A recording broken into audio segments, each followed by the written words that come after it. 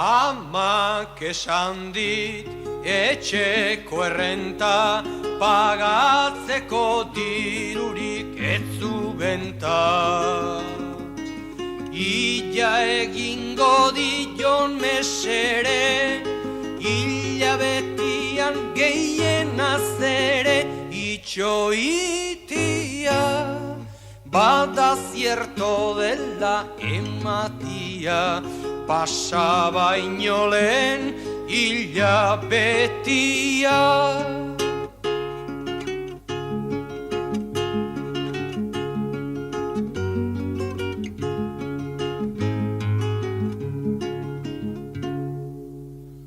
Logratutzia errezalare, nahi solita beste zer nahi gauzare. Seguru dala esan amari, zu baldin bazatoz mandatari, dudarik gabe, nere borondate onaren jabe, zuzera Juana Bixenta Olabe.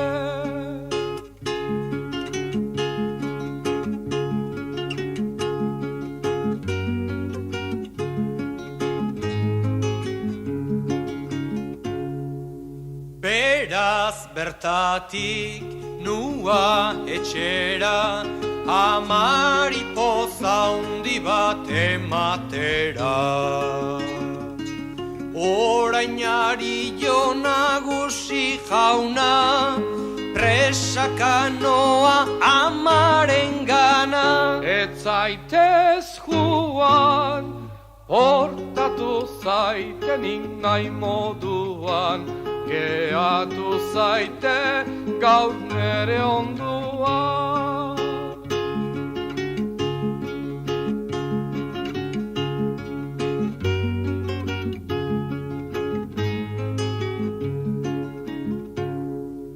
Gainera berriz Juana Bixenta, utziko dizuet etxeko errenta. Kito zordi da zuten guztia, kumplitzen baidazu kutizia. Lotsa gogorra, sufritzen dago gaur nere ondra, benak malkuak derizkitorra.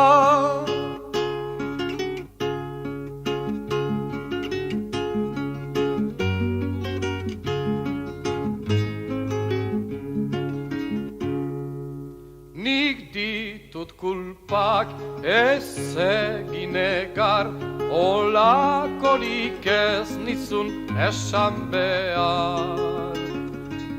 Bihotzian sentitzen dut mina, zuri ofentsa hori egina, maldizidua, ez dakit nun neukan huizidua, eskatzen dizut barkazidua. Orduan, Juana Bixentak, ikusiz, nagusi jaunak barkazioa eskatzen ziola, zer egingo zuen ba, barkatu zion.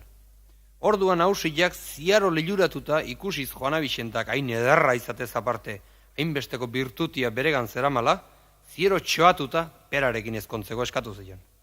Ta neskak, pixka bat pentsatu ondoren, asko ez, ba ez padre, baiezku eman zion.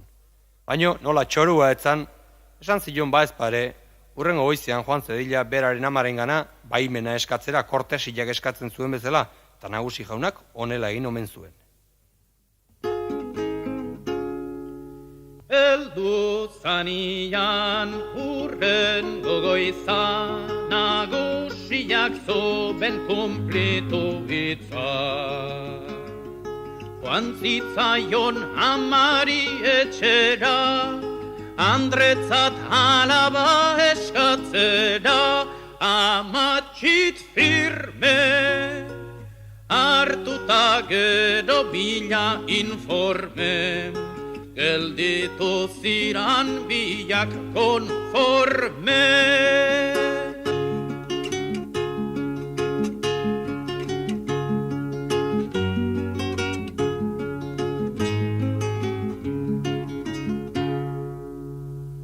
Dama gaztiak ez egon lotan, begira zaitezte ispilu hortan.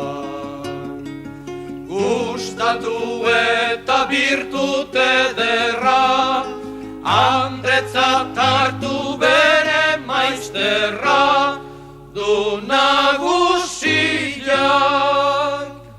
Horla irabazteko graziak, saia zaitezte beste gu.